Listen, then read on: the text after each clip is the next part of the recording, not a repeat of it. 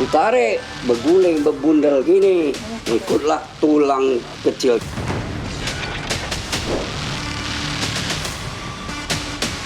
Motif asmara ya, bisa dikatakan cemburu buta antara pelaku dengan korban.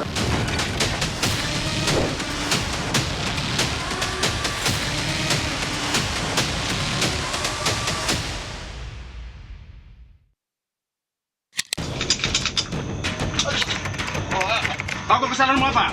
Udah. Apa kesalahanmu apa? Tapi jatuh pun gua.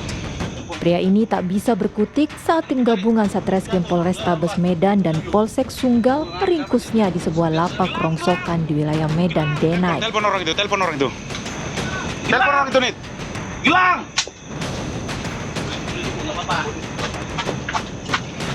Namanya Freddy Erikson Sagala. Ia ternyata orang yang selama ini jadi buronan polisi dalam kasus pembunuhan. Lagi barang-barang di mana?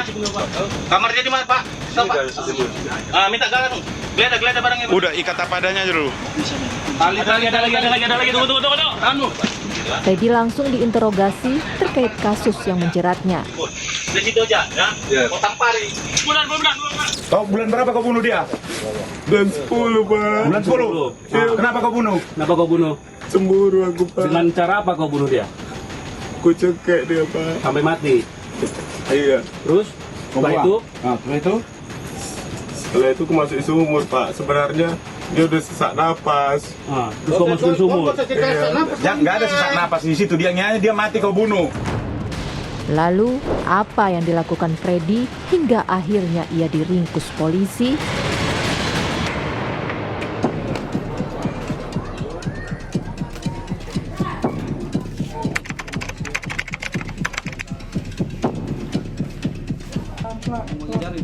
Pemandangan ini benar-benar mengerikan. Dari sebuah rumah, warga menemukan kerangka manusia di dalam lubang sumur.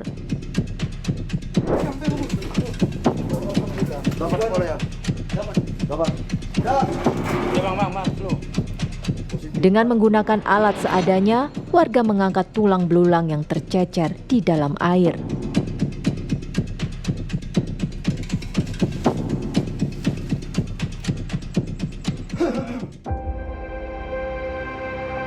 Saat ini kami sudah berada di lokasi ditemukannya kerangka manusia dalam sumur di sebuah rumah daerah Sunggal, Deli Serdang.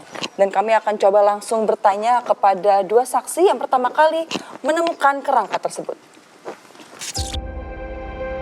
Saat itu, Aminullah hendak mengontrak rumah yang sebelumnya ditempati pasangan kekasih Freddy dan Santi untuk anaknya. Timbalah, datang. Ini kok sampahnya penuh itu. Ku timba, tarik. Hanya bercak-bercak. Kita bilang macam sampah. Buang ke sana. Aku pun sogok lagi. Lama-lama berisi nyangkut. Ku tarik, berguling, berbundel gini. Tarik, lo ngikut sikit. Ikutlah tulang kecil, tak tulang rusuk, tak tulang apa. Itu kelapor suruh Kadus. Oke. Nah, Pak Kadus, ini dari laporan Pak Aminullah ya, Pak, ya, awalnya itu Bapak datang itu kondisinya udah seperti apa, Pak, di sini, Pak? Waktu saya datang kondisinya udah seperti ini, terbuka. Di dalam ini tertutup, tidak terlihat ada air. Hitam. Kemudian seperti daging gitu, yang sudah mengeras seperti lemak lah gitu. Jadi saya minta sama warga untuk mencari yang namanya sisir atau garuan sampah yang seperti ini. Okay. Ini dengan model keberanian, kuatkan mental ini. Saya masukkan ke dalam, gitu kan? Ini ke dalam. Sedalam ini apa ya awalnya? Iya, masuk ke dalam sini. Awalnya saya mau ngetes, ini nyecah atau enggak ke dalam. Ternyata saya gini kan tidak juga. Bapak posisi persis. Iya, gini. Oke. Nah, setelah ini baru saya tarik lah. Tarik pertama kali, begitu saya tarik ini keluar seperti ini, saya pindahkan. Apa yang keluar, Pak? Sini itu tulang dengan gumpalan daging seperti daging paha. Karena besar. Berarti posisi tulangnya yang besar ya Pak, cukup Iya. besar ya Pak ya?